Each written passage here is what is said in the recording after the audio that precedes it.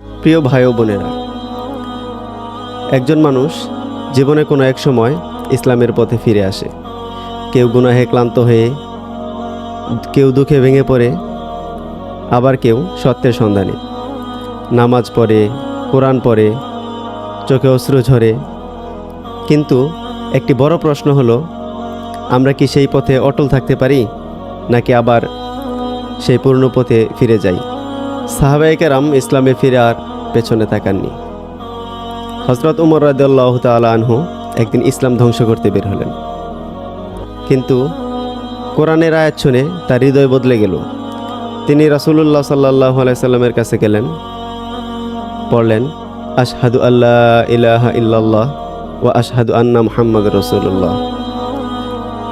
তিনি ইসলামে ফেরার পর এমনভাবে অটল থাকলেন যে মানুষ তাকে আল ফারুক নামে চেনে। মুসাব ইবনে উমাইর রাদিয়াল্লাহু তাআলা আনহু মক্কার একজন বিলাসী যুবক ছিলেন। কি ছিল না তার? আরামায়েশের জীবন, দামি পোশাক, কোনো কিছুর কমতি ছিল না। কিন্তু ইসলামে ফেরার পর তার মা তাকে ঘর থেকে বের করে দেন। সব হারিয়েছেন, কিন্তু ঈমান হারাননি। তিনি আমাদেরকে শিখিয়েছেন, ইসলামের পথে ফিরে দুনিয়া হারাতে পারি, কিন্তু দিন নয়। হযরত বিলাল রাদিয়াল্লাহু তাআলা আনহুকে মরুভূমির তপ্ত বালুর উপর শুইয়ে বুকের উপর পাথর চাপা দিয়ে নির্যাতন করা হতো, তবুও তার জবান থেকে বের হতো আহাদ আহাদ, আল্লাহ এক, আল্লাহ এক। তিনি শত কষ্টের মাঝেও আল্লাহকে ভুলে যাননি।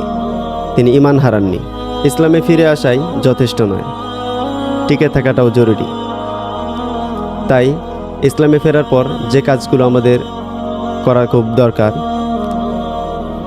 সৎ বন্ধু বানানো, আলেমদের সাথে সম্পর্ক রাখা, 5 ওয়াক্ত নামাজ পড়া, রোজা রাখা, আর আল্লাহর কাছে বেশি বেশি দোয়া করা, যাতে আল্লাহ আমাদেরকে এই দিনের পথে যেমন ফিরিয়ে এনেছেন, তেমনি এই দিনের পথে আমাদেরকে অটল রাখেন, দিনের কাজগুলো যাতে আমাদেরকে দিয়ে করান। আসসালামু আলাইকুম ওয়া রাহমাতুল্লাহি ওয়া বারাকাতুহু।